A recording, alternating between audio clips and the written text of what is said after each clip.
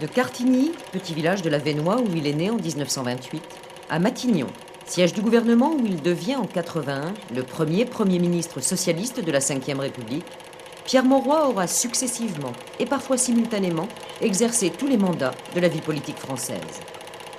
Aîné d'une famille de 7 enfants, Pierre Mauroy s'est toujours dit marqué par un grand-père bûcheron, une mère catholique pratiquante, un père instituteur laïque à Aussy, village ouvrier sidérurgique du Valenciennois. La tradition ici, c'est d'être fort. Et la force dans le socialisme, c'est une vertu, parce que la force, elle n'est que le reflet des sacrifices accumulés par toutes les générations qui nous ont précédés.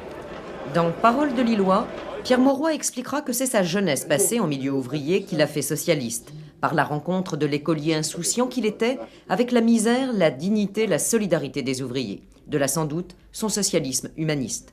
Il s'est voulu homme d'ouverture, prenant des communistes dans son gouvernement, des centristes et surtout des écologistes dans sa mairie de Lille, bien avant l'heure de la gauche plurielle. Dans cette campagne électorale de 77, ils m'ont posé publiquement 10 questions auxquelles j'ai apporté 10 réponses. Ça a été le point de départ d'une collaboration difficile, mais d'une collaboration. Ouverture et unité, conformément à l'esprit d'Épinay. Pierre Mauroy fut aussi homme de synthèse à la tête du PS lorsqu'il a succédé en 88 à Lionel Jospin. Je suis réellement ému d'être le premier secrétaire du Parti socialiste, une maison que je connais bien, après l'itinéraire qui a été le mien, puisque pratiquement j'ai rempli toutes les responsabilités à l'intérieur du Parti socialiste, mais j'accède maintenant à la première, celle de premier secrétaire. Pierre Mauroy adhère à 16 ans aux jeunesses socialistes qui le conduiront logiquement à la SFIO puis au PS. Au début des années 50, alors qu'il enseigne l'histoire géo dans le technique, en assumant des responsabilités syndicales à la FEN, il crée la Fédération nationale Léo Lagrange, l'un des plus importants mouvements français de loisirs et d'éducation populaire. Les années 60, c'est l'époque de la longue marche des socialistes affaiblis vers la résurrection.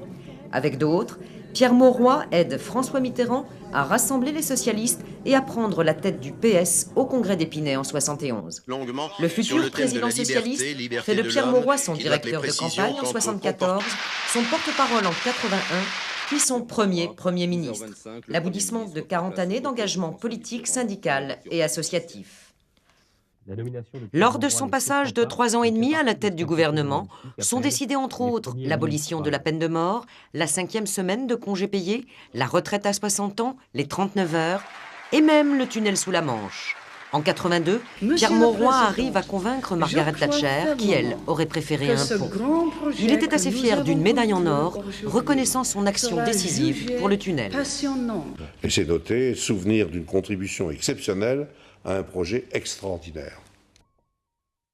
Après le tournant de la rigueur, Pierre Mauroy démissionnera en juillet 84, cédant son poste de Premier ministre à Laurent Fabius, vaincu par le retrait de la loi sur l'école. D'abord homme du Nord, le souvenir de Pierre Mauroy est indissociable de Lille, dont il devient maire en 73. C'est surtout là que je vais pouvoir être au service de mes concitoyens, que je vais pouvoir appliquer mes idées, les miennes et celles de mes collègues et de mes camarades. Et puis vous savez, pour le socialiste que je suis, depuis l'âge de 16 ans, le beffroi de Lille, c'est un symbole. Symbole de la liberté, le symbole de la démocratie, symbole du socialisme, symbole de tous ceux qui travaillent, de tous ceux qui peinent. Très bien. Voilà. Alors ça se voit avec un peu d'eau dedans. Pendant plus d'un quart de siècle, Pierre Mauroy, forçant parfois les résistances et les oppositions, a modernisé et transformé la capitale des Flandres en une métropole qu'il voulait européenne. Une Marianne d'or est même venue couronner ses efforts. S'il fut le Premier ministre de la décentralisation, c'est que ses différentes responsabilités locales dans les années 70 l'ont amené à se battre contre les décideurs parisiens. Ses convictions décentralisatrices, il les puise dans ses expériences de conseiller général du Cateau-Cambrésis, c'est en 67 son premier mandat, et surtout dans la présidence de la région Nord-Pas-de-Calais qu'il exerce de 74 à 81. C'est l'époque où, avec ses partenaires, il invente ce qui deviendra un modèle et un succès pour toutes les régions de France, l'actuel TER. C'est une initiative régionale. Dans toutes les régions, il y a des dossiers que je mets au défi, ministres, fonctionnaires de la haute administration parisienne, de détecter. Il n'y a que ceux qui sont sur le terrain, ceux qui vivent la vie d'une région, qui peuvent assembler deux idées simples, finalement, pour en faire une très grande réalisation. En définitive, c'est dans l'évolution de la loi, et sans doute, en tous les cas, c'est mon point de vue personnel, dans le vote d'une nouvelle loi, qu'on trouvera vraiment la grande région, et la vraie région. Ce sera donc pour quelques années plus tard quand Pierre Mauroy sera Premier ministre.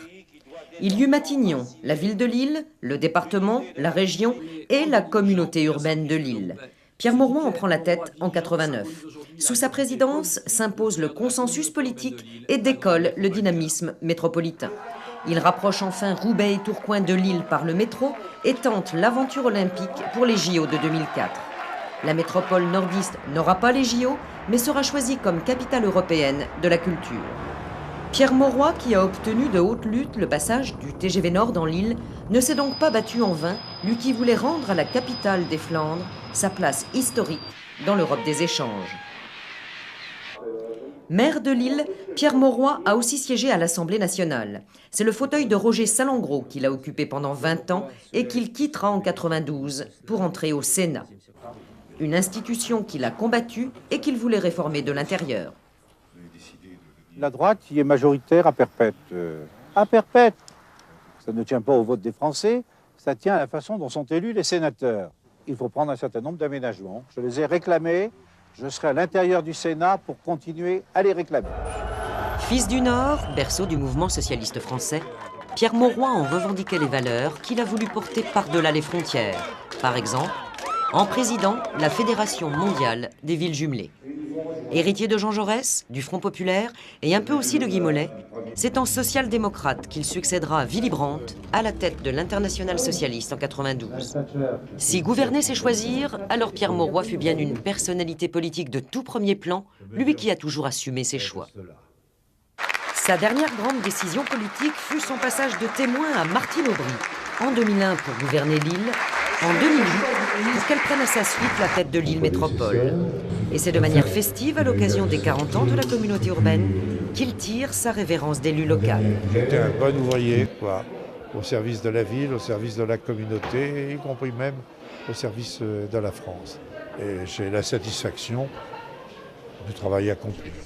À 80 ans, le voilà simple élu au Sénat. Un lieu où le premier, il a fait entrer les écologistes, prenant sur sa liste la verte Marie-Christine Blandin.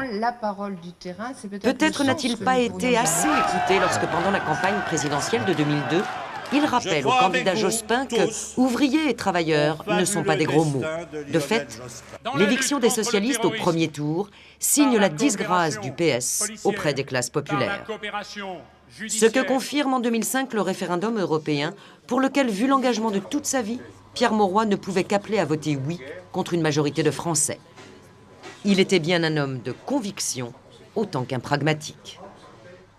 Il faut tenir compte des réalités, avoir un but qui est utopique et des objectifs qui ne sont pas utopiques, mais qu'on peut réaliser, et en tous les cas avoir une politique du possible. Et c'est cette politique du possible qu'il faut imprimer.